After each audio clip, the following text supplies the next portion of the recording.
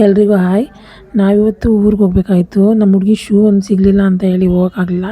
ಚಿಕ್ಕಪೇಟೆಲೆಲ್ಲ ತುಂಬ ಹುಡುಕ್ತು, ಶೂನ ಸಿಗಲೇ ಇಲ್ಲ ನಮಗೆ. ಡಿ ಮಾರ್ಟಲ್ಲಿ ಸಿಕ್ತು, ಪಿಂಕ್ ಮತ್ತು ವೈಟ್ ಮಿಕ್ಸು. ಆದರೆ ಸೈಜ್ ತುಂಬ ಚಿಕ್ಕದು. ಇಲ್ಲ ಇನ್ನೊಂದು ಅಂಗಡಿಗೆ ಹೋಗಿದ್ವಿ, ಅಲ್ಲಿ ಸೈಜ್ ದೊಡ್ಡದು. ಸುಮಾರು ಅಂಗಡಿಗಳು ನೋಡಿದ್ವಿ, ಸಿಗಲೇ ಇಲ್ಲ. ಕೊನೆಗೂ ಆನ್ಲೈನಲ್ಲೇ ಬುಕ್ ಮಾಡಿದ್ವಿ. ಇದೆಲ್ಲ ಮುಗಿಸ್ಕೊಂಡು ನಾವು ಮನೆಗೆ ಬಂದ್ವಿ. ಮನೆಗೆ ಬಂದಾಗ ನನಗೊಂದು ಸರ್ಪ್ರೈಸ್ ಇತ್ತು. ಏನಂದರೆ ನನ್ನ ಯೂಟ್ಯೂಬಲ್ಲಿ 1K ಆಗಿದೆ, ನಾನು ನೋಡೇ ಇಲ್ಲ.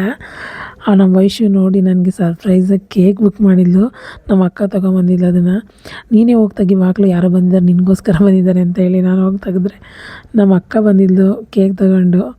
ನಿಜವಲ್ಲೂ ಏನಕ್ಕಿದು ಕೇಕ್ ಅಂತ ನೋಡಿದಾಗ 1K ಅಂತ ಇತ್ತು. ನಂಗೆ ತುಂಬ ಖುಷಿಯಾಯಿತು. ನಾನು ಈ ಚಾನಲಲ್ಲಿ ಓಪನ್ ಮಾಡೋಕ್ಕೆ ಕಾರಣ ಮೇಯ್ನ್ ನಮ್ಮ ವೈಶುನೇ. ನಾನು ಯೂಟ್ಯೂಬ್ ಚಾನಲ್ನ ಸುಮ್ಮನೆ ಕ್ರಿಯೇಟ್ ಮಾಡಿ ಬಿಟ್ಟಿದ್ದೆ ಅಷ್ಟೇ, ಯೂಸ್ ಏನು ಮಾಡ್ತಾ ಇಲ್ಲ. ನಮ್ಮ ವೈಶುಗೆ ನಾನು ಈ ಥರ ಕ್ರಿಯೇಟ್ ಮಾಡಿದ್ದೀನಿ ಅಂತ ಹೇಳಿದೆ. ಅದಕ್ಕೆ ಅದನ್ನ ಕ್ರಿಯೇಟ್ ಮಾಡಿ 6 ತಿಂಗಳಿಗೆ ನಾನು ಅವಳಿಗೆ ಹೇಳಿದ್ದು.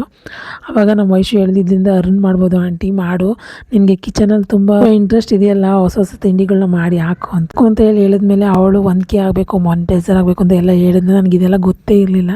ಸುಮ್ಮನೆ ಫೇಸ್ಬುಕ್ಕು ಮತ್ತು ಇನ್ಸ್ಟಾಗ್ರಾಮ್ ಥರ ಫೋಟೋ ಆಗೋದು ಅಂತ ತಿಳ್ಕೊಂಡಿದ್ದೆ ನಾನು. ನಾನು ಈ ಯೂಟ್ಯೂಬಲ್ಲಿ ಏನು 1K ಮಾಡಿದ್ನಲ್ಲ, ಇದಕ್ಕೆಲ್ಲ ಮೇಯ್ನ್ ಕಾರಣ ನಮ್ಮ ವೈಶು ಇಲ್ಲ ಅಂದರೆ ನಿಜವಾಗ್ಲೂ ನಾನು ಮಾಡ್ತಾ ಇರಲಿಲ್ಲ. ಈಸ್ ಅ ಬಿಗ್ ಸಪೋರ್ಟ್ ನನಗೆ ಅವಳು ಅಂತ ಹೇಳ್ಬೋದು. ಇವತ್ತು ನಾನು ಇಲ್ಲಿವರೆಗೂ ಬಂದಿದ್ದೀನಿ ಕಾರಣ ಅಂದರೆ ಮೇಯ್ನ್ ನಮ್ಮ ವೈಶುನೇ ಕಾರಣ. Thank you Vaishu.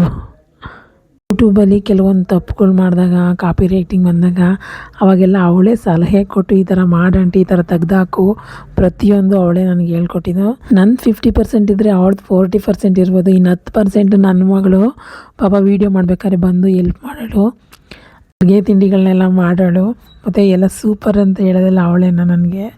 ನಿಜವಾಗ್ಲೂ ಅವಳು ತುಂಬ ಸಪೋರ್ಟ್ ಮಾಡಿದ್ದಾಳೆ ನನ್ನ ಮಗಳು. ಇದೆಲ್ಲ ಮುಗಿಸ್ಕೊಂಡು ಬೆಳಗ್ಗೆ ನಾವು ಊರಿಗೆ ಹೊರಟ್ವಿ. 7 ಗಂಟೆ ಟ್ರೈನ್ ಇದ್ದಿದ್ದು, 9 ಗಂಟೆ ಹೊತ್ತಿಗೆ ಮನೆ ಇದ್ದೆ. ಮನೆಗೆ ಬಂದರೆ ಮನೇಲಿ ಯಾರೂ ಇಲ್ಲ, ನಾನು ಒಬ್ಬಳೇನ. ಅಪ್ಪ ಮಗಳು ಅಜ್ಜಿ ಮನೇಲಿ ಇದ್ದರೆ ಹಸುವಾಗ್ತಿತ್ತು ಅಂತ ಹೇಳ್ಬಿಟ್ಟು ಕರ್ಡ್ ಶಾವಿಗೆ ಮಾಡೋಣ ಅಂತೇಳಿ ಶಾವಿಗೆ ಬೇಯಿಸ್ಕೊಂಡು ಮೊಸರು, ಉಪ್ಪು, ಕೊತ್ತಂಬರಿ ಸೊಪ್ಪು, ಈರುಳ್ಳಿ ಮತ್ತು ಮೆಣಸಿನ್ಕಾಯಿ ಮತ್ತು ಬೆಳ್ಳುಳ್ಳಿನ ಗೆಜ್ಜಿಬಿಟ್ಟು ಹಾಕಿದ್ದೆ.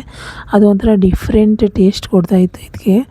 ನಿಜವಾಗ್ಲೂ ಸೂಪರಾಗಿತ್ತು. ಒಂದು ಸರಿ ಮಾಡಿ, ನಿಜವಾಗ್ಲೂ ಸಕ್ಕತ್ತಾಗಿದೆ ಕರ್ಡ್ ಶಾವಿಗೆ. ಎಲ್ಲರಿಗೂ ಬಾಯ್.